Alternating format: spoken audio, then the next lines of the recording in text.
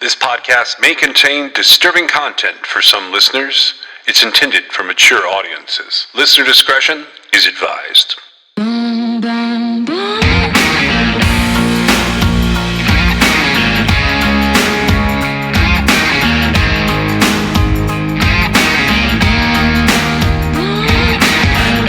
This is True Crime XS.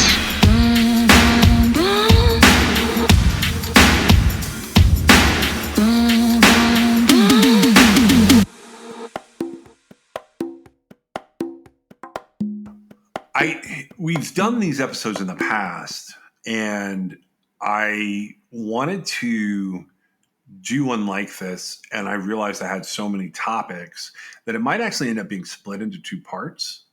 But I had a bunch of stuff sort of show up that's like scam related, and I've been, I collect those links and I wait for a while. Right. And I think the last one we really covered was when we looked at the romance scam related with, do you know what I'm talking about? We did one, like briefly, we covered the guy who was tricking the girl into, yeah. I found another, like Wayne Brady. Yeah, that guy. Yes. Yeah. I think that's the last one. Yeah. So I thought we'd turn this into kind of Scamsgiving episode, for lack of a better word. And what I thought we would do was I've got a stack of these articles here. So they're all kind of true crime-ish news. And I thought the best way to handle them would be to just talk about some scams that have come up this year. I had this article I saved back in March because they updated it in September. It's the perfect kickoff for Scamsgiving. This is a guy named David Earhart. Have you heard of him at all? Only briefly. Okay. So David Earhart pops up in the Buffalo News in a pretty cool article from a guy named Dan Herbeck, Herbeck. And the Buffalo News is just buffalonews.com if you want to go and read about this one. The headline is Secret Agent Scam, married man who masqueraded as single federal agent avoids long jail term. This case has been going on for a minute. Here's how the article kind of starts out. Everything was ready for a lovely wedding reception at a North Buffalo home on September 21st of 2019. All the trappings were there. A photographer was hired to snap pictures. Pretty flowers were arrayed throughout the home, and a sumptuous meal was prepared. Friends and relatives of the bride were dressed up and ready to celebrate the happy event. But there was one big problem. The bridegroom, David J. Earhart, had neglected to tell his fiancée he was already married.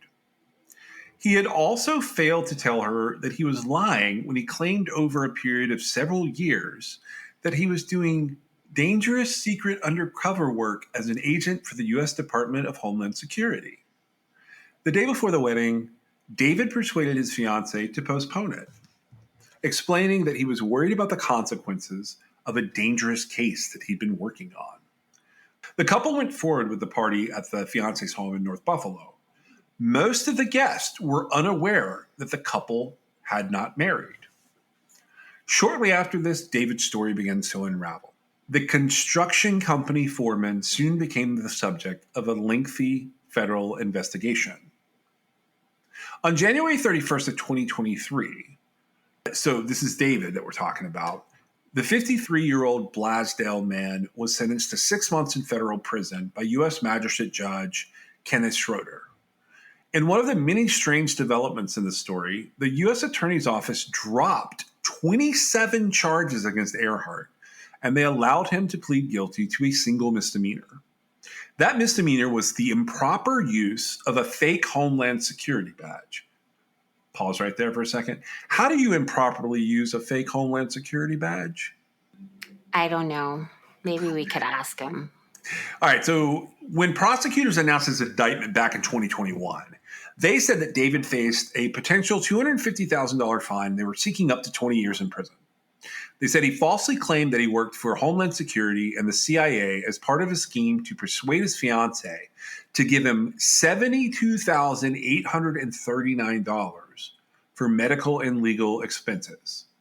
So David, he pled not guilty to 24 counts of wire fraud, 2 counts of impersonating a government agent, and 1 count of making a false statement to a government agent. But then all of those charges were dropped, and prosecutors allowed Earhart in 2022 to plead guilty to a single misdemeanor carrying a maximum sentence of 6 months in prison. When asked by the Buffalo News to explain themselves, prosecutors at the U.S. Attorney's Office refused to provide any explanation. U.S. Attorney Trini E. Ross and Aaron J. Mango, who were prosecuting the case, specifically Aaron Mango was the first chair on this case. They declined to speak with the news about David Earhart. "We have no comment," is all Barbara Burns, the office spokeswoman for the U.S. Attorney's Office, said. And there's nothing in publicly filed court records that explains why prosecutors dropped all 27 felonies. The News asked Earhart's attorney, Justin Genter, why he thinks prosecutors allowed his client to plead guilty to 1 misdemeanor. Genter said, "There was a lot of conversations between me and the U.S. Attorney's Office on all the aspects of this case. I told them that he did not use his story about being a Homeland Security officer with the intent of extracting money from this woman. She gave him this money because of the romantic relationship they had, not because he showed her a fake Homeland Security badge." Genter added that he believes his client's love for the woman was sincere.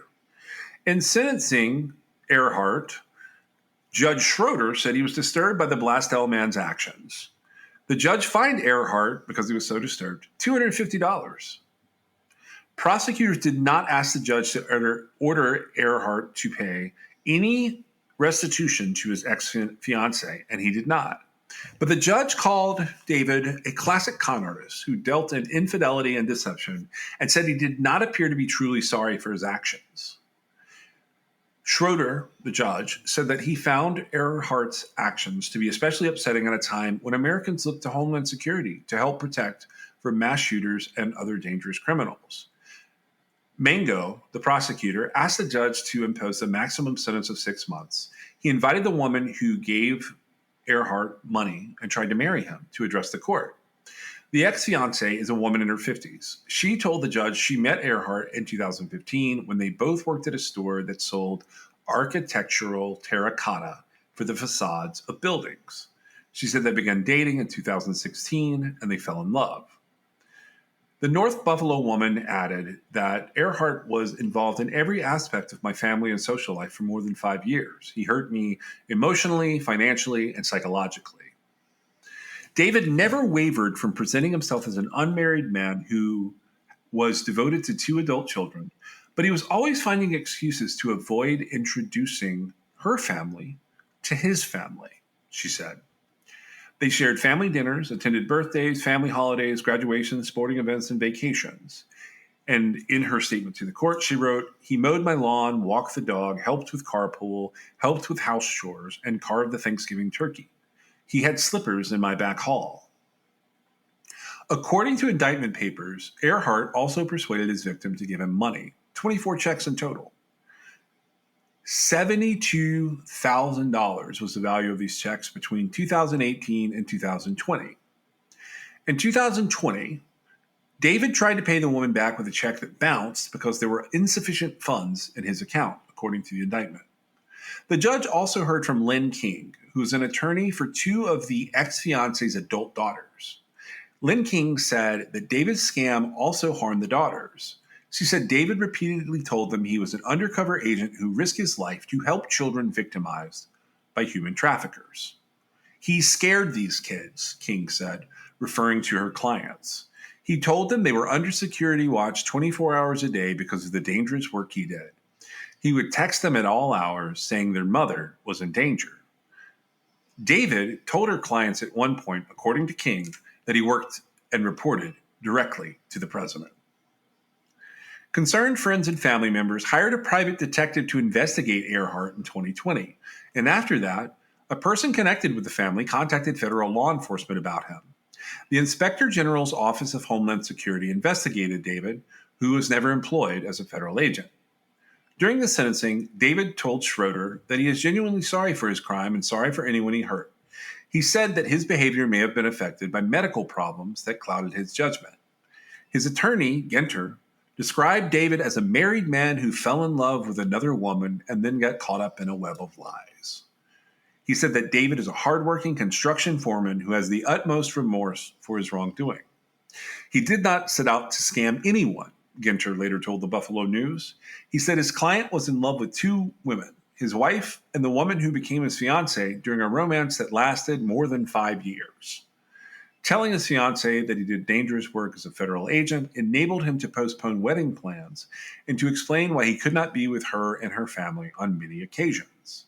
But Mango, the prosecutor, called David a habitual liar. He's very good at charming people, like my clients, said King. David presented himself as some kind of secret agent who had to travel all over the country to protect kids from human trafficking. But actually, we know he was going to Blasdell to spend time with his wife. According to court papers, David had been with his wife for 25 years and married to him since 2014. And they had continued to live together even after learning about this romance with another woman. His wife attended the sentencing to show support for her husband, and she wrote a letter to the judge calling David a good man and asking the judge to go easy on him. She wrote, "We have been together for 25 years, and for that reason, I have a hard time wrapping my head around this entire situation. I know my husband well. This is completely out of character for him." She declined to comment last week when the Buffalo News contacted her. Schroeder chose not to jail David after the sentencing. He allowed David to surrender to federal prison authorities after they had chosen a correctional facility for him to do his time. David's former fiancée struggled for words during her emotional 5-minute statement before Judge Schroeder on January the 31st. She told the judge that her romance with David had badly damaged her own relationships with her family and many of her friends. She said, "David really knows me and knows how much I value honesty, loyalty, and devotion to family and friends, but he took those qualities of mine and he weaponized them against me." Wow. So I can't come to the ball game for the kids because I've got to go rescue some kids for Homeland Security. That's an interesting idea, right? No, it's okay. I just want to point out the article starts out by saying they worked together selling terracotta Yeah. in 2015. Yep. And then they start dating in 2016. I'm just saying most Homeland Security agents don't have second jobs. I don't know how this went down. And I'm not making fun of anybody. I didn't use, I don't think I used the names, did I? I'm pretty sure I didn't use either name. Just want to, I feel like kudos to whomever finally was like, let's get a private investigator to do a background check on this dude. However, so I agree with that part of it. I disagree with going to the feds about it. There's no indication here. While he is most certainly a con artist and a very mixed up person, he didn't steal money from her, right? Like she gave it to him, right? And so I'm not trying to victim shame. I'm just saying those are two very different things as far as and ultimately he pleads guilty to one charge of a misdemeanor, which was improper use of a fake Homeland Security badge. And when I typed in like what law is that or whatever, I was sent to where all kinds of places you can buy fake Homeland Security badges, which is stunning to me because if I was going to work for a fake agency, I don't think it would be that one. But anyway, it doesn't matter. I felt like I think they were fortunate if that was the prerogative, which clearly it was. They took resources to investigate this based on a private investigator doing a background check and then it being turned over to the Fed. If I had been the judge presiding on this, I fail to see how allowing his victim fiance to speak is relevant there. They sort of, I don't know that they're making a big deal out of it, but they mention like he wasn't forced to pay restitution. Well, yeah, he wasn't forced to pay restitution because there's literally no money involved in the crime that he's pleading guilty to. They're taking the bigger narrative there and kind of intertwining it, right? Yeah. I'm just saying. And so, of course, he's not forced to pay restitution. He was fined. And actually, like, a $250 fine, I mean, for a judge just to kind of order that, it's a lot. I mean, I'm not saying the value is a lot. It's just trying to make a statement, right? But, I mean, come on. Like, is this really what we need? Like, is this really what we need, justice for? Well, they spend a lot of money on this. And the reason I'm bringing it up is because this investigation lasts several years and involves a lot of people. And the specific reason I threw it on the pile for Scamsgiving is in January of 2023. So he pleads guilty July of 2022 to this misdemeanor. Okay, that's fine. January of 2023, the lawyer for the defendant files a sealed sentencing memorandum requesting that everything moving forward about this case be sealed from the public. Anytime somebody does that and it looks hinky and it smells hinky and it is hinky, I feel like people should talk about it because so you can go find this David Earhart sentencing memo. It's in the document cloud. Multiple people have shared it. It has the whole story about this woman in here. And like the prosecutor just copy pasted it. Like I read a little bit of what the Buffalo News had pulled out because I felt like that was a succinct, like little article. The letters that they write to the court are wild. And like they redact out the kid's name. So I feel pretty comfortable saying, you should go look at this. I will say the women's names are in here and I feel bad about that part.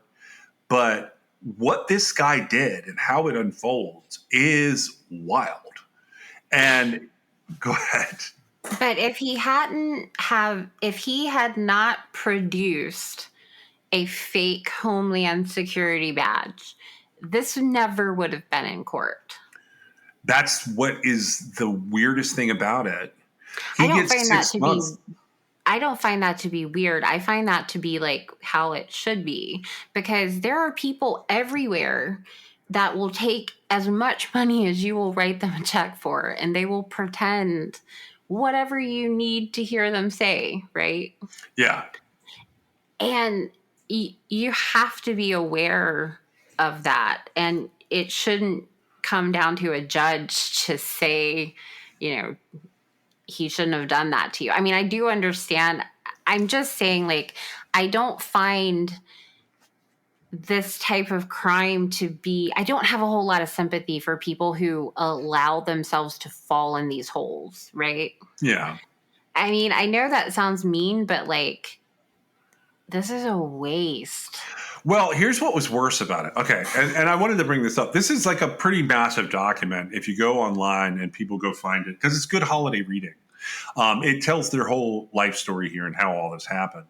So he's essentially being sentenced for unauthorized possession of an imitation badge, which is in violation of Title 18 of the U.S. Code, Section 701. So I took all of the information I could find on this case, and you know how I get weird with this stuff, and I dumped them into a Word document. I copied and pasted everything I could find in all the ways the prosecutor's talking about him and the victims are talking about him, and I just searched for the word badge. And you know how many times it comes up? Once. It comes up exactly one time in the top of the document with the listed charge that he's pleading guilty to. They never talk about the credentials or the badges anywhere. And Right, because the reason that the prosecution, the U.S. attorneys declined to comment on it is because this is a dumb case. It is so weird to me how much damage this guy could have done if somebody hadn't have been smart enough to hire a private investigator to check all this out. I feel like he would have just continued cruising along. And while it is damaging, I agree that it's damaging and it's the wrong thing. This guy should not be doing this type of thing. Okay. But when, we can't have government regulations on when, your boyfriend can give you, or you can give money to your boyfriend, right? Or your fiance or whatever. And, because of that, we have to look at the broader, scope of things. Well, because otherwise you end up in this situation where, let's say that my husband, I don't even know how to illustrate this. Let's say that I'm not married and I have a boyfriend. My boyfriend wants $20 to go buy some Diet Pepsi, but he ends up buying, regular Pepsi. Well, then, am I going to go cry about it because he didn't use the money for what I gave it to him for? But you see where, yes, the larger, the things that are being said here, and they are awful. Okay. However, the government's not really in charge of all that. Right. Right? Sometimes you have to say, no, I'm not going to give you any more money. Right. And if I understand that as you get older, that, it's not possible for you to have known everybody in your life for your whole life, right? New people come into your life. It seems like, this was a ongoing relationship, right? Yeah. For quite a while. And it's a very sad, sad thing that he did. And I'm not really sure what his end game was, but at some point during this, double life he was leading, he proposed. Yeah.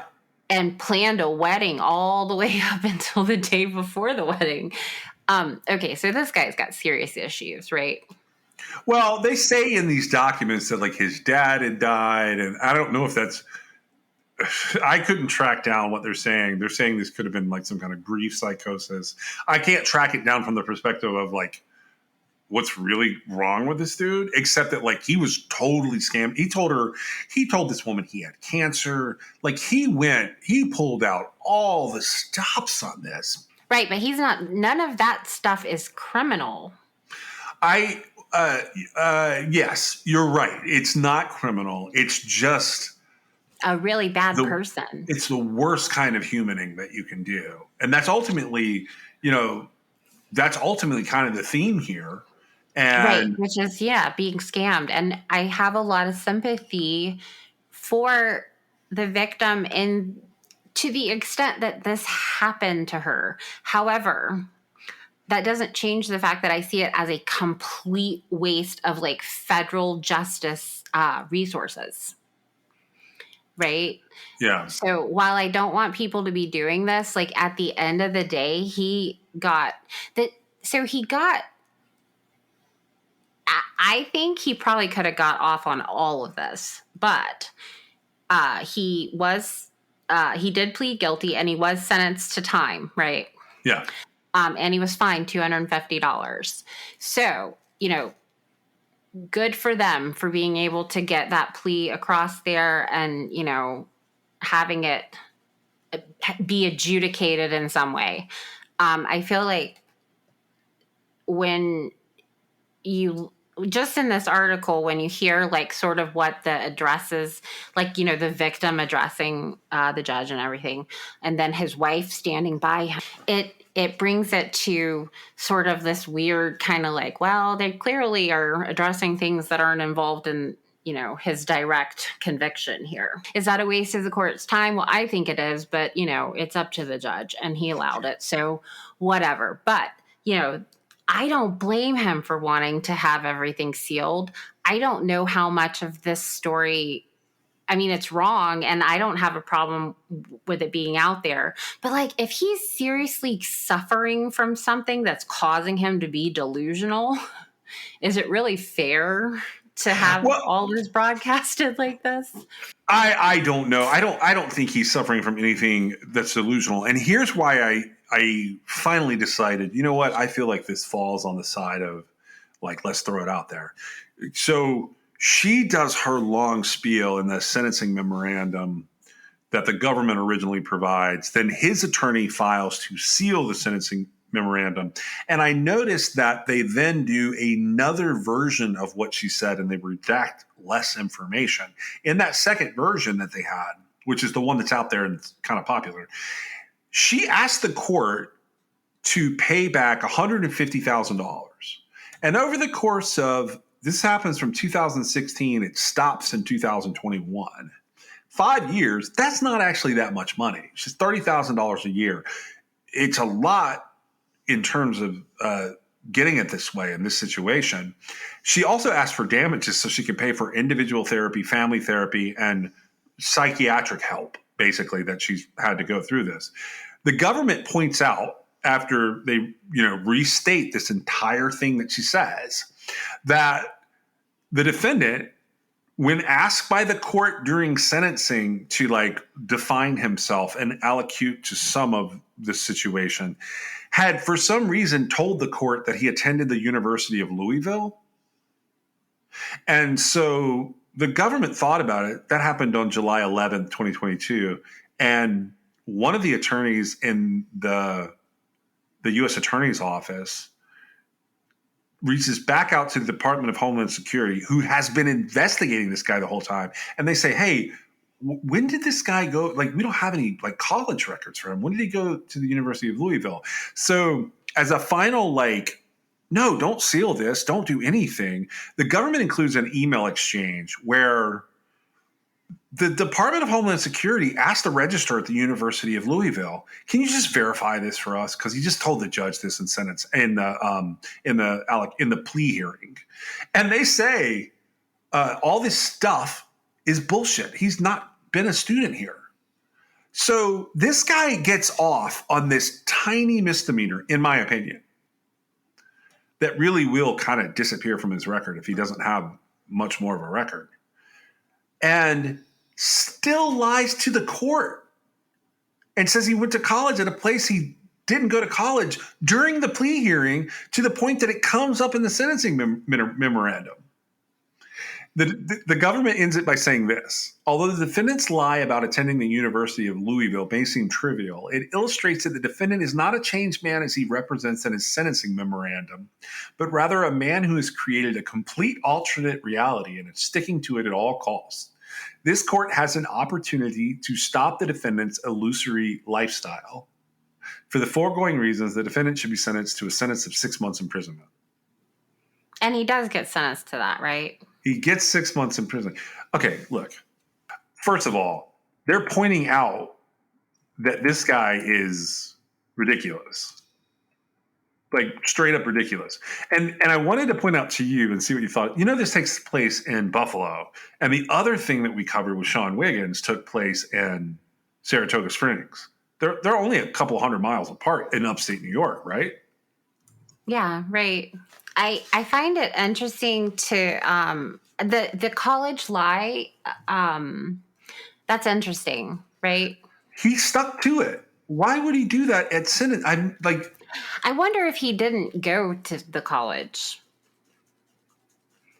But maybe he didn't graduate, right? Oh, I see what you're saying. And so that would be like considering the situation, it's a weird hill to die on, right? Like sticking to, that I went to, because if he said he went to the college and then the registrar looked to see if he was a graduate, that's two different things, right? Well, the registrar just says, I'm unable to find this individual in our system. And what the guy said, so it's Rich Ford, he's a special agent with OIG up in Buffalo. He just says, good afternoon. The Department of Homeland Security, Office of the Inspector General is respectfully requesting verification if the following individual was ever a student at the University of Louisville. David J. Earhart, it's got his birthday, it's the last four of his social. This information is requested in conjunction with an ongoing criminal investigation involving him in coordination with the United States Attorney's Office for the Western District of New York. If possible, kindly provide dates of attendance and, if any, and or degree received. Call me with any questions. Thank you for assistance. It's got his number and all his info and all his creds. And they just respond back, I'm unable to find this individual in our system. But here's what I was wondering. Maybe he has a completely different name. Maybe there's more to this and we don't know. But I think they would have found it by now. Well, right. Plus, I mean, he's 53, so he's going to have been going to college in the 80s. Like, what if their records aren't updated? It's just a really weird hill, like, given everything. Now, you know, the prosecutor says, like, this court has the opportunity to put a stop to this guy's illusory life or whatever they said. And, like, I'm going, well, I mean, is that really the court's place? I don't know the answer to that. Because had he not said he worked for Homeland Security, there would have been nothing done about this. So what do you like in all of? So I this is the last thing I'll point out on this. So this guy goes to prison, and he is home for the holidays already. Well, he was only sentenced to 6 months. Yeah, like he goes to prison, but I mean, he's literally released now. So he gets out. He got out in October, and I was just like, oh wow, that's got to be weird because this lady alleges that it's like $150,000 plus she paid for everything. Well, she seemed to have. So, correct me if I'm wrong. I'm not looking at the same thing you are. But correct me if I'm wrong. She seemed to almost like basically make an entire civil damages case in her letter to the court. Yeah, sorry about that. You can take a look at this. She's on page like 8 through 13 of what I'm sending you right now. But yeah, she's basically high. That's like the that's not going to happen, right? Correct. The laws that are set out, which to me, this just like reinforces my first impression of this case, which is somebody doesn't understand like what the justice system is here for, right? Correct. And so, you know, she absolutely could hire an attorney and file a civil case against this guy, right? I can fairly certainly say, based on my, you know, earlier Pepsi analogy, that it is unlikely if she gave him the money of her own free will for whatever reason, it is unlikely that she's going to get any of it back. Not to mention the fact that he stole all that money from her to begin with, so he probably doesn't have any money, right? That's what I think, yeah. And so you cannot get blood from a stone. It does not happen. I feel like things like this can very much cause more harm than good, because I don't know for certain, but it seems to me almost like she would feel like, well, the court didn't give me what I asked for, right? But it would be the complete inappropriate place for that to occur anyway. It may have just been they slipped it in because I was looking at it and it looks like the way everything kind of unfolded here, she would have been limited in the time because it's exactly what you said. It's sort of he said, she said. And if we wanted to make a civil case and look at the statute of limitations, I think they're trying to kind of get one over. Like, does that make sense? Like the statute of limitations has expired on the civil case because of how the criminal case plays out. And the fact that like she thought they were getting married as recently as the article indicated. Well, right. But that's true. It's very sad. I won't, you know, I wouldn't say that it's not sad. It's somebody doing the wrong thing. Absolutely. She was not treated as anybody would deserve to be treated. I mean, she was treated badly by this guy. I don't know, like that whole situation is very strange to me, but I mean, it happens, It right? did, yeah. Okay. And so I feel like it is not a great I don't want to say precedent. I don't feel like when things like this happen, you should run to the authorities. That's a really good segue, by the way. You're dead on. You're right. Are you following what I was thinking here too? I don't know, but I'm just saying, like, this isn't something for the authorities. That's all. So there's this case. And then the other scam case that I put in here comes out of Cary, North Carolina. And then I don't know how much time you have today, but I got a couple more of these. And I'm going to definitely do at least two more. This one's not got as much oomph behind it, but I have a question about it. So down there in that area, it's 11 News, which is the ABC affiliate. They have this woman, Diane Wilson, and she sort of functions as a troubleshooter. Have you ever seen these where it's like one particular news person will like go and try and help certain viewers? Yeah, like on your side. Mm-hmm. Yeah. It's kind of like that kind of thing. So this is what Diane's article from September 21st of 2023 brought up. It says, widow moves to Cary, North Carolina to start new life, ends up losing $78,000 of her life savings in a romance scheme. So here's how this goes. Finding love cost a Cary woman more than $70,000. After losing her life savings, she's sharing her story to try and save others from the same emotional and financial heartbreak. This scammer didn't just act fast trying to get this woman's money. He fostered a relationship with her for months, just long enough for her to let her guard down. How he did it, I don't know, but it all looked legitimate to me, said Jennifer Dennis. Dennis still can't believe she lost her life savings to a man she met online. I'm out all that money, and I don't think I'll ever get it back. And at 76, I don't have a whole lot of future. This all started when Jennifer Dennis was living in Georgia and as a widow was looking for companionship.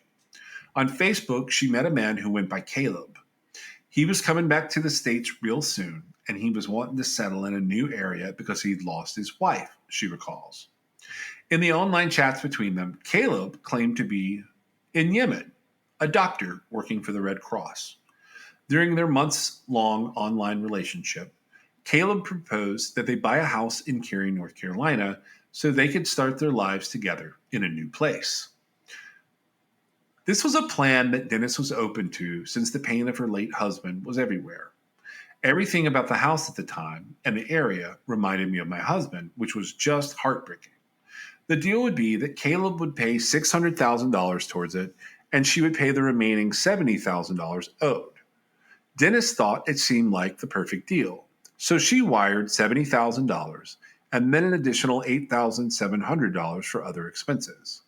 And she, along with her son Raymond, packed up everything they owned and drove to Cary, North Carolina, thinking they'd move into their new home. When I noticed someone was still living in the house and I knocked on the door, I automatically knew that it was a scam, said Raymond. The owner of the home told them he had lived in the home for years and had no intention of selling. Jennifer contacted Caleb right away. He sent me a picture of him. He had supposedly been beat up. That was the last time that I heard from him. Scammed in a new area and with all of her money gone. We didn't have any place to go. We ended up in our car sleeping, said Jennifer. Eventually, a generous person from their church provided them with a camper to live in. Jennifer Dennis is now sharing her story, hoping others looking for online companionship don't fall for the same romance scam she did. I think that it's devastating for me, but I have my son, which has been a blessing. So some women are totally alone and they get scammed like that. Dennis is not alone, as just last year, more than $1.3 billion was lost in romance scams, according to the Federal Trade Commission. The big red flags with romance scams are all communication happens online. They give you a sob story. Also, anytime they ask for money, whether they want you to wire it, buy Bitcoin, or gift cards, it's all a sure sign that it's a scam. Okay. Can we just talk about the Tinder swindler for 1 second? This is exactly what that guy was doing. Right. Okay. And so I don't know that. So I feel like in this case, Jennifer Dennis, I'd like to think that she's just trying to get the word out there. Right. It doesn't seem like I don't know if she went to the authorities. I haven't seen anything, right? This is a news like ABC 11 on your side or whatever it's called, right? It's a person doing a story on it. She's raising awareness. She said, I think you said something about her being 70 some years old. Yeah. And 76. 76 years old. Okay. And so, good for her to warn others, right? I feel like it's vital these days with all today's modern day technology to let people know what could happen, right? Right. I'm not so sure that she couldn't because of the specificity here. As far as like supposedly she was paying for a house, right? Yeah. I'm not so sure that couldn't be some sort of wire fraud, but I doubt the guy's in the United States, right? Well, my assumption is that, do you remember the Tinder swindler, the Simon Leviev case? 1,000,000%, yes. It's just like this. He even pretends to be beat up at one point in order to get more money. He actually met them, though. And see, she never met this guy, which is like the absolute very first, like, huge, gigantic, blinking neon red flag. I mean, it's just not a good idea to give anybody money, especially anyone you don't know. It is hard. It's sort of hard for me to like comprehend it, but at the same time, I appreciate the fact that like, clearly this woman was lonely. She does have her son. Hopefully he will help look out for her. But this is it's never going to be a situation where that's going to be a good idea, right? No, and so here's where I was going. You know how you were like, how did these people end up going to the cops? And I said that's a perfect segue. Yeah. What did she think the news could do for her? Well, I think, and so that's why I was responding the way I was. I think that she is trying to warn people. Right, but she goes to the on your side person. Like, okay, you think it's not, like, I just look at it, I would be so embarrassed. I hope this never happens to me. I would be so embarrassed knowing that, one, people like Simon Leviev are out there doing nonsense like this. And you're right, he did meet some of the women in person, but I wondered, like, is this his new shtick? Because that guy just got more famous. He's not in prison anywhere. He's out walking free. And I just thought to myself, like, did he get more famous and keep doing that type scam, but keep it completely hands off to make it keep going forward? Oh, do you think it's him? I don't know if it's him. I think it's somebody like him because the shtick, okay, it's either someone just like him in his circle, part of a group where he learned a model and they all do the same model, or it's somebody that went on and saw the Tinder swindler and was like, I can do that. I feel like this is somebody, well, sort of playing the long game. I don't know that I absorbed exactly how long this all happened, but she probably wasn't the only one. That's what I'm thinking. And it's very, very tricky. They call these scams like for a reason, right? Because like once the scam sort of happens, your Yeah. money disappears. Like there's not a whole, even if like there was some sort of criminal aspect that somebody could charge something about, like you're not getting your money back. It's gone, right? Which is exactly why, I mean, I don't even know if this is something that, you know, if you're buying property with somebody that you've never met, I would encourage you not to do so. However, there's escrow attorneys out there that could possibly help this not happen for you, right? In the purchase of like real estate, right? Now, it would have to be somebody like you went to their office and met them, and because they would say, look, don't do this. This is a scam, right? I'm just saying that there are ways that if you really need this to happen for you, not lose your money. But most of the time, scammers aren't in it for, the deep dive, so to speak. They're not going to, they're not going to take it, but so far.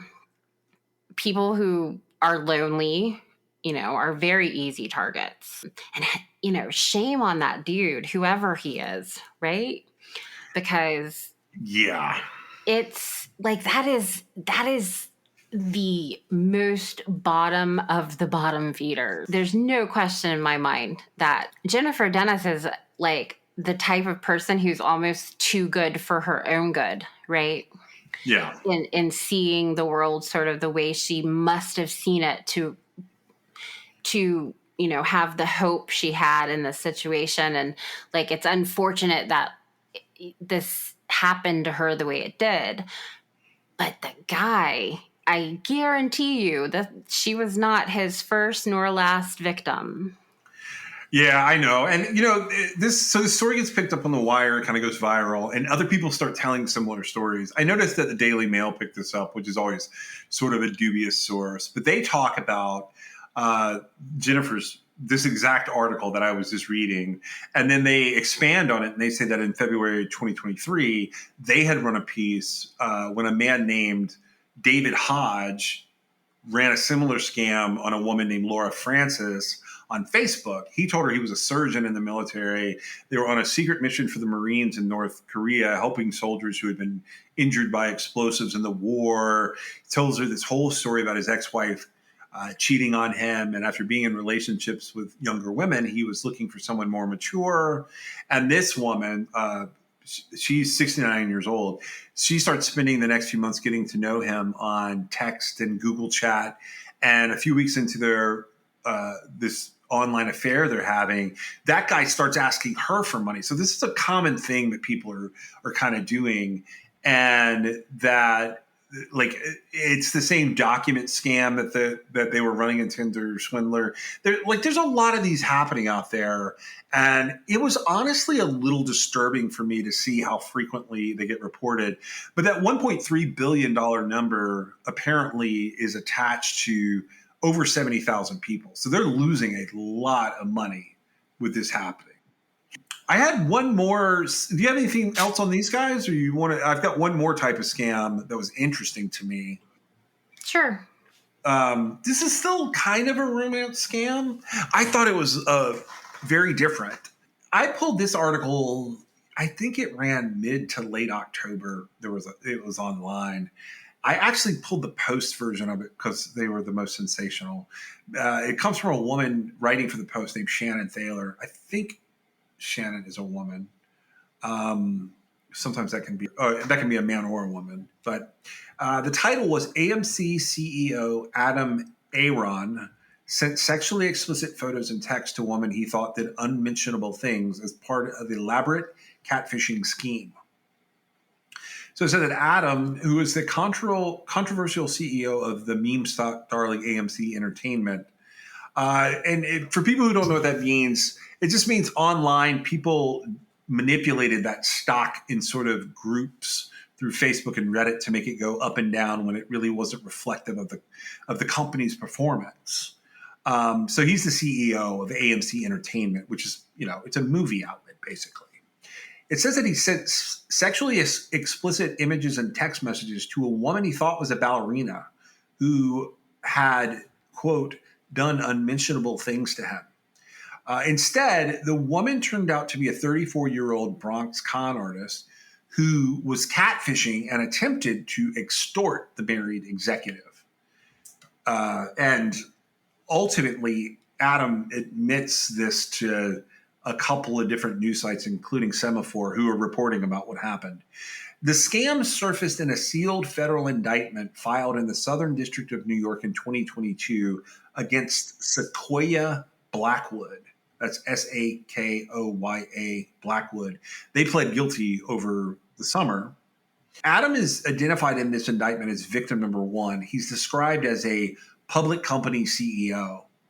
He says that he sent a woman by the name of Mia raunchy photos that included him and another woman.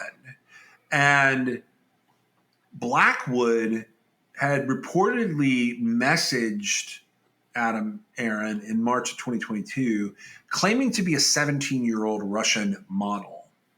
So they have this steamy exchange by text message where Adam says, who's been married since 1987, by the way, he mistook Sequoia Blackwood's Mia identity as a woman with whom he had a prior relationship. So he believed he knew Mia. Think about that for a second. Well, I think that's how this turns into what it becomes. Right. So he asked her whether she was a ballerina with whom he had done unmentionable things. And this is according to these sealed court documents that get out. Blackwood goes on to fabricate a cast of characters, including a fake ex-boyfriend, a made-up Vanity Fair reporter claiming to have seen all these messages, and all of them reach out to the CEO through various online accounts. Using all of these aliases, Sequoia Blackwood demands 6 figures in hush money and threatens to screenshot her messages with Adam Aaron and share them with the press and with AMC's board. And she texts him under the guise of the ex-boyfriend and it says, offers are coming in like crazy. People love this kind of scandal. At one point, Sequoia even reveals that she has the unlisted cell phones of 6 different AMC board members. Now, in 2022, Adam Aaron took home $23.7 million from AMC and from his bonuses and his salary. He doesn't cough up any money, and he reports what's going on to the FBI and the Department of Justice. He discloses this on Twitter, by the way, in October. And he says that he had disclosed the role to AMC's board of directors after Blackwood was sentenced to nearly a year in jail. So she gets sentenced on counts of extortion and of cyberstalking. And this one was interesting to me. One, it's got a male victim. It's a very different kind of scam. It is very different. And I want to be clear about that. It's very elaborate. Well, it's also extortion.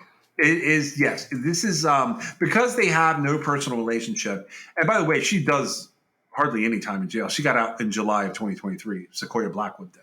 This is from the jump. This is blackmail and extortion. And essentially what Adam says about it, he says, last year I became the victim of an elaborate criminal extortion by a third party who was unknown to me related to false allegations about my personal life. With my access to resources, if I did not stand up against blackmail, who would? Representatives for AMC did not immediately respond to the Post request for comment. They do make a note in here in this article in the Post, and this is one of the reasons I brought it up, is AMC had been on the verge of bankruptcy in 2021, but they were able to avert disaster after millions of retail investors turned it into a meme stock, and the shares soared up to $60. As of this article, it was closing at $11. But Adam Aaron had unloaded a large amount of AMC stock in January of 2022 while that was happening. And he was able to clear $7.1 million. And this came a year after Adam Aaron had sold more than $40 million in shares. And he disclosed this plan in an earnings call in August. I think it was August 2022. I just find this all fascinating that a 60-some-year-old guy is being extorted on this level in New York at this time in 2023. Well, it's a good example of a very elaborate crime of opportunity, right? And he's actually, I don't feel like, so he is a victim in the sense of it was appropriate for him to go to the FBI about this. Okay. When Yes. anytime somebody is making threats like I'm going to tell your board members if you don't give me money. Okay, that's extortion, right? That is a crime. That is something that can be prosecuted and that the person will be punished for. I mean, punishment that may or may not be justice, right? You said Right. that she spent hardly, I don't know how long she spent in jail. Okay. And so this is like a completely different situation than the other ones that we were talking about. Because in those situations, these people cultivated a relationship with their target. Right. In Yes. one situation, it was a real relationship to the point where like they had planned their wedding, and even when the wedding was canceled, they had a party, right? Such a weird situation, I'm just saying. And then the other one was an online relationship where it was just a matter of time before they started their happy new life together, right? Right. And then in this situation, he kind of put cards on the table that I'm not necessarily sure that would have been there if he hadn't have said something, right? Yeah. However, I don't know how much of the story like is what he actually said versus what, could have been interpreted by the people on the other side of that, the person on the other side of that. And so, we don't really have any idea of like, because it was, the whole point was trying to shame him into giving her money, right? Correct. Okay.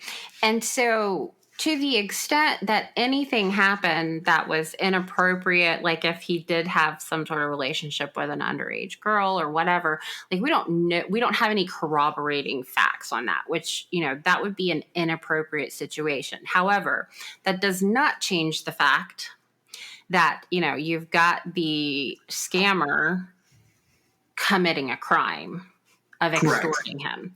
Okay. And so I just wanted to make that distinction because I know that it's not inappropriate to lump sort of all these together because they all have some commonalities, right? Yeah. But anytime, anyone is being extorted, they absolutely should go to the authorities because that is a crime. And I feel like this guy almost did like a public service.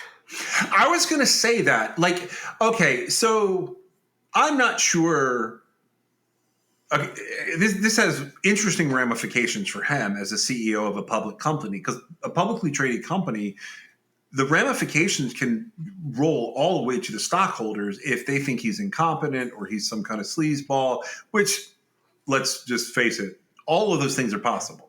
We don't know what's going on here, but we do know somebody on the spin team, and I say like a public relations team here, an image team, definitely was involved because the way that this gets presented for this guy that made millions and millions of dollars in the theater industry or movie industry during and after the pandemic, like that's a big deal. And for it to be a publicly traded company, his competency can have long running ramifications, and his ability to run the company, which if he's in prison, like he's going to have to step down.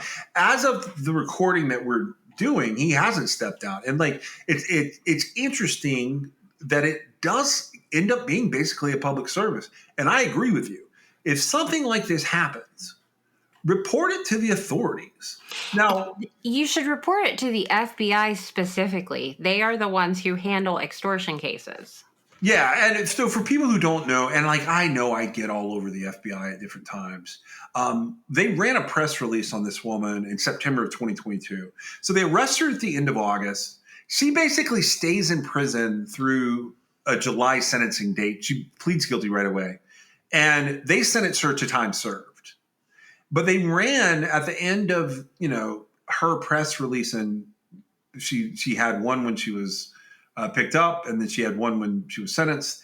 So they hit her with one count of making interstate communications with the intent to extort, which is a maximum sentence of 2 years in prison, one count of cyber stalking, which carries a maximum of 5 years, and one count of extortion, which carries a maximum sentence of 20. They ran the number 1-800-CALL-FBI at the bottom, saying basically, if you believe you're a victim of this offense by her or anyone else, please, call us. And you absolutely should when someone is running this kind of scheme, because it could be that like some random person is just messing with you, but it could also be that you're part of a much bigger scheme you know nothing about. Right. And, I hesitate to even say this, but I'm going to. So without this, criminal act of extortion, none of this guy's personal life would be out there. We have no idea what's true versus, like I was saying earlier, what was just thrown out there. We don't know what happened because this isn't about his actions, right? And this is about him coming forward after he was being, scandalized. I guess. Is that right? Scamalized? Yeah. It's weird because this forces, you're right. There's no word for what's happening here. Okay. And so because of that, we're presented with something from, a journalist who has made an article about this. And did they unseal the complaint? No, that's the other thing I was going to point out. And so we don't know for certain that he even did anything wrong. And go ahead. I'm sorry. I cut you off. No, you're fine. I have one more question about this, but I'll get to it. Go ahead. Okay. Well, because the response I'm seeing is crucify him, basically, is what I'm seeing. And I feel like people are kind of missing the point. I'm not saying anything with regard to his possible, whatever he's possibly done. Okay. I do think it says a lot, though, when somebody comes forward and they take the situation to the proper authorities and the authorities deal with it. And, if there was something that he had done criminally, I would hope that in the meantime, the authorities would be addressing that. And I feel like it's not really fair to jump to conclusions when the whatever was sealed by the court, right? The complaint goes on and it's sealed. And I feel like in that situation, unless somebody just has access to the sealed document, I don't even see how they're putting allegations out there. Now, I read a bunch of comments, which is why I'm saying this. I don't know if you saw them, but basically everybody's coming after this guy because he had inappropriate behavior. He may have. I don't know, but that's not the point of this. And I don't want that to get lost. I mean, if he did something criminal or inappropriate or whatever, they should address that separately. But I don't feel like everybody should jump to conclusions. Now, I feel also like I'm talking out of both sides of my mouth here because I'm characterizing this guy as an actual victim of a crime. He is a victim. When I have said that these women who were scammed earlier, they voluntarily gave money to their, who they thought was their significant other. And I feel like the distinction should be made there that you have to guard your own heart and you cannot trust, the FBI or whoever else to get justice for you one day, right? I mean, because it's two completely different things happening there, right? Yeah. Yeah, so they kind of hit this guy with the whole 17-year-old thing. Okay, so first of all, this would have all been sealed. Somehow, Semaphore, they get it. They put it out there to the world, whatever. We don't know that that's true, though, right? Don't know or do what? We? Don't know what? The thing about the 17-year-old girl. Well, this is where I was going to go with that. Okay. That is because, okay, to prove that the photos were not real, prosecutors sought to identify the girl. But the text messages don't actually when he is texting with this girl, it's photos. It's not her saying I'm 17. It's her saying, "Hey, it's Mia," and photos. And when the prosecutors go to identify the girl later, it is photos of a 17-year-old girl. But he didn't know that. He didn't know that she was 17. He looked at the pictures and said, "I think I know who that is." He literally just said, "Are you such and such who used to do things to me?" So people crucifying him on the underage part, and also these news outlets jumping on the underage part, that's a little weird. But just without more information, right? right. Because I mean, if something's happening that's illegal, I feel like the authorities have all the information they need to take charges out against him. But I also stand by the fact that, like, a scumbag who was hiding something, I don't know that you immediately go to the FBI with it, right? You do not. That was going to be my point. That was going to be kind of my wrap up here. And that's what I was going to ask you. Like, I don't think somebody who had anything to hide related to what we're talking about is going to be the one to go to the FBI. But I certainly, and look, Adam Aaron is weird. He has done some weird stuff. There was a 2021 interview with him where I'm pretty sure he wasn't wearing pants and people pointed it out. He has bought crazy things with AMC's money and it has looked bonkers, but he has fully embraced that there is a generation of new investors out there willing to do strange things to particular stocks. Like GameStop was a huge meme stock where for no reason whatsoever, it was suddenly worth hundreds and hundreds of dollars a share when it really shouldn't have been. Same thing happened with AMC, and this guy has embraced it, and he has led them down that path. And I think that a person who had done something with a 17-year-old that could be traced back in a way that law enforcement would find it would never go to the FBI. But I certainly think they do not go on Twitter or X or whatever it's called these days and post their story for others to know what's happening. And I think a little bit of it is him, doing that thing he does for attention because he's a weirdo and it works. And I think the rest of it is, like you said, it's almost a public service announcement. You should turn these people in. Absolutely. I feel like he really did a service. And I feel like just this one time, right? And I say that I may have seen another case. I don't know, but just this one time, we see the cycle of justice happening, right? Yeah. As far as she didn't get any money from him, right? She got time served, but it was the equivalent of almost a year, right? I guess from August to the next July, and she sat there. Right? Yep. He did not pay her. And I don't know that it will deter her, but possibly, right? Oh, I'm dying for her to be arrested again this year because we can talk about her before the year's out. But hey, look, at the end of the day here, this guy set a decent example for how to deal with this kind of crazy situation.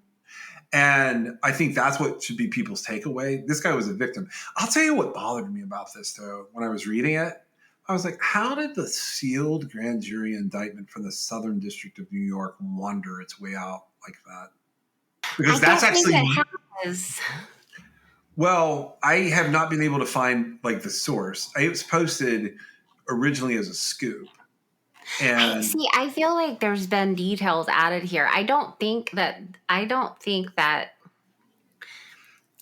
feel like it's out of context. I feel like the underage situation is out of context. And I feel like this guy probably had some splaining to do, but I don't feel like it was anything criminal. Yeah, I don't think he did anything, from what I can tell. And I could be missing the mark, and I'm glad to retract my statement. It looks to me like he just got suckered, and people tried to make it more than it was. And then I'm getting suckered into reading about it. Well, but he didn't. Well, okay, yes, you're right. But he ended up not being the sucker because the whole point, okay, when this chick started her fiasco, I feel like she was going to do one thing and then she like switched gears because of some of the comments he made. But this chick, the chick that was arrested, okay, the photo Sequoia Blackwood sent photos of an underage girl. Okay, probably without their consent. I'm just saying. And I feel like that was the start of the scam. Yeah. Because the scam there, the extortion there would be like, oh yeah, look at me. Well, she didn't say like when she sent the photos, she didn't say like, oh, I'm 17, right? Right. Okay, like you were saying. But his response was, hey, are you this person that I had a thing with, right? Yeah, he's recalling something from it appears that he's recalling something from years earlier. Right, but the implication that it was with a 17-year-old girl, I feel like is out of context. Yeah, it's drawn for sensationalism here. It really is. But he's just thinking like, oh, are you that chick? Right? Yeah. Which is not good. He would have explaining to do to his wife, right, about that. However, the response that he gave, while it may have changed the path, like the earlier extortion was just going to be like the fact that he had been receiving photos from an underage girl, right? Like I'm sure it would have progressed and whatever. And that's not really true because like, you know, people don't think these things all the way through, but if it had played out, like actually she would be sending like pornography of a child to him, right? I'm just saying. Correct. Okay. And Sequoia Blackwood is 34 years old, right? So she's got plenty of years to know better. If this is not a child doing it. And the headline skimmers, I feel like, are going to focus then on the wrong things. And I don't think somebody that has done this public service, in my opinion, I don't feel like he should be like, you know, crucified for that or whatever. I called out on being like this perv or whatever. If he gets charged with something, if information comes to light that, you know, any of that information is true, where he did have, you know, an inappropriate relationship with an underage girl, that's a completely different story. Okay.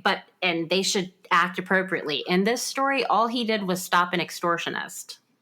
Correct. And I think if something else were going to come out of this, it would have. Yeah. So that's really all I got for Scamsgiving. But I thought what I would do is do you have more on this guy? No, I'm good on him.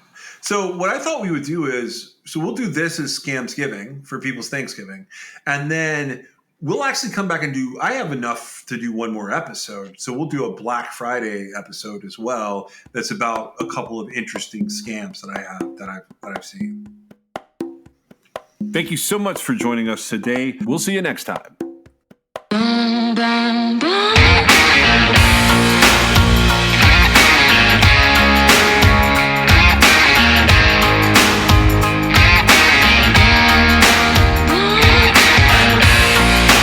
This is True Crime XS.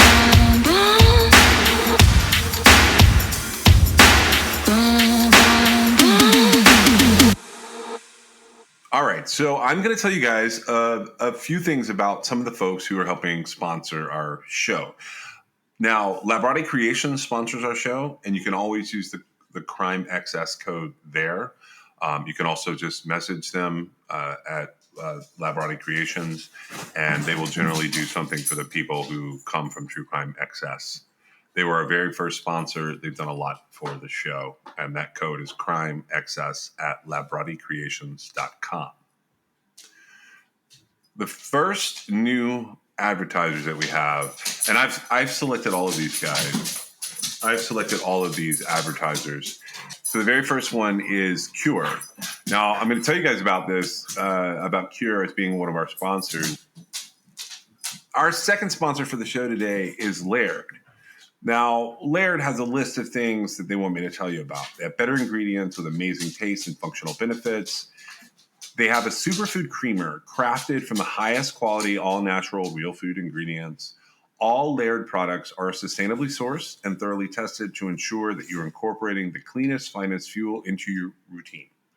They have all natural whole food ingredients, and they contain naturally occurring MCTs made from coconut oil.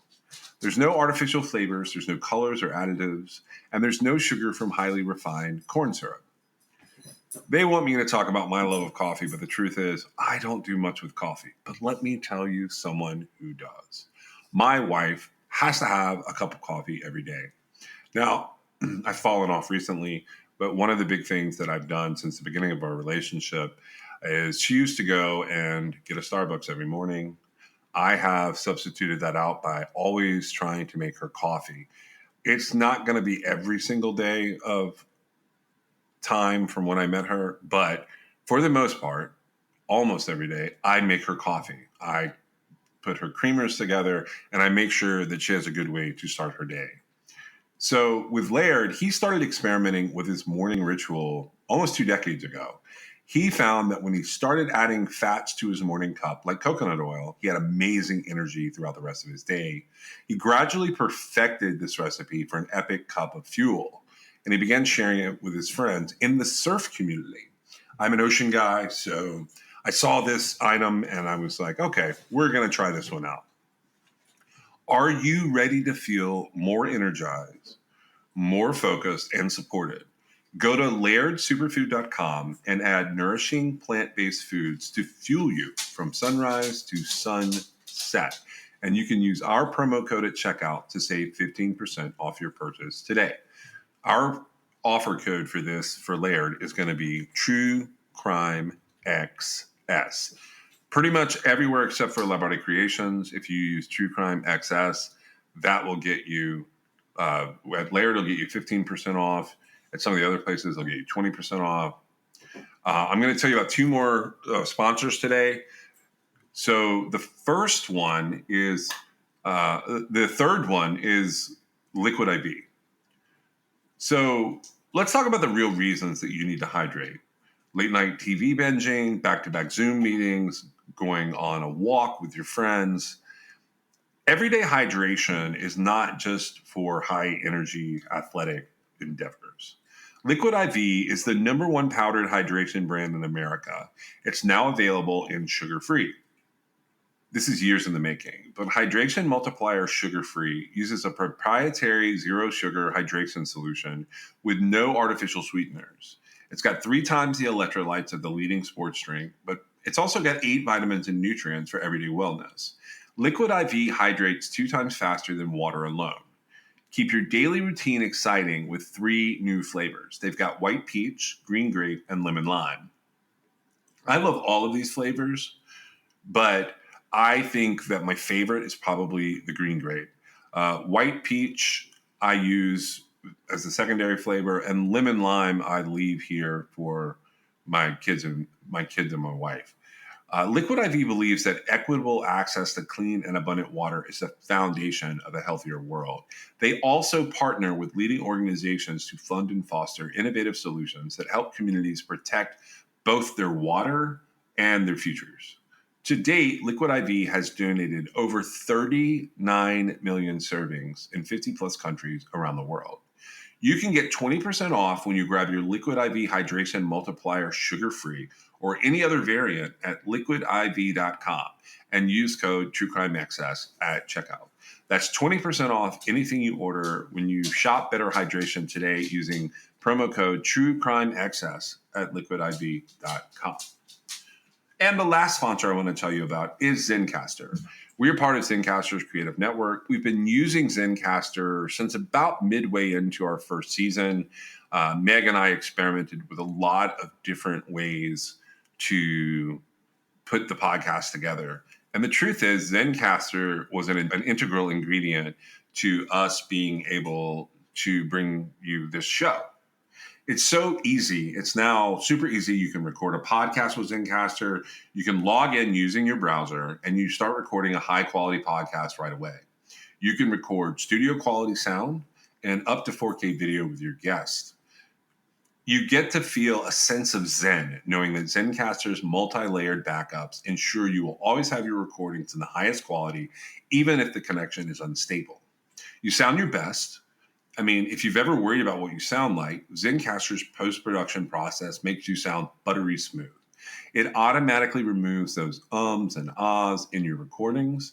It removes those awkward pauses in conversation too. You can set the right podcast loudness and levels while reducing background noise with a click of a button. That's how you don't hear my dogs every second of every episode. Zencaster is all in one. If you've thought about podcasting before and realized that you need a lot of different tools and services, those days are now over. With Zencaster's all-in-one podcasting platform, you can create your podcast all in one place, and you can distribute to Spotify, Apple, and other major destinations. Just go to Zencaster.com/pricing and use my code TrueCrimeXS, and you're going to get 30% off your first month of any Zencaster paid plan. You can also check out the other plans they have available. I want you to have the same easy experiences that I do for all my podcasting and content needs. So Zencaster.com/pricing. The offer code is TrueCrimeXS, and it's time for you to share your story today.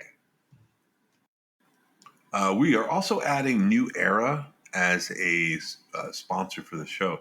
New Era Cap is a headwear and apparel brand founded in 1920 in Buffalo, New York.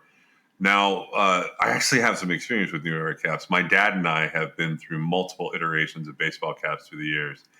We collect different styles, different eras, and now my teenager has started his own cap collection and has several New Eras as the centerpieces. Our favorite teams may not be the same, but our outfits are all topped with the same New Era ball caps. We love the quality and the ability to wear what the players are wearing. Not to mention, New Era is the leading headwear manufacturer with quality licensed products. You can support your favorite college or pro team in style from the official headwear provider for the MLB, NFL, and NBA. You can get a stylish accessory for your everyday ensemble and support True Crime XS. Just shop the official headwear and get 15% off when you go to neweracap.com. That's neweracap.com/truecrimexs. You can also use the code TrueCrimeXS at checkout. That's it. That's all you have to do. And that's 15% off your order using the promo code TrueCrimeXS.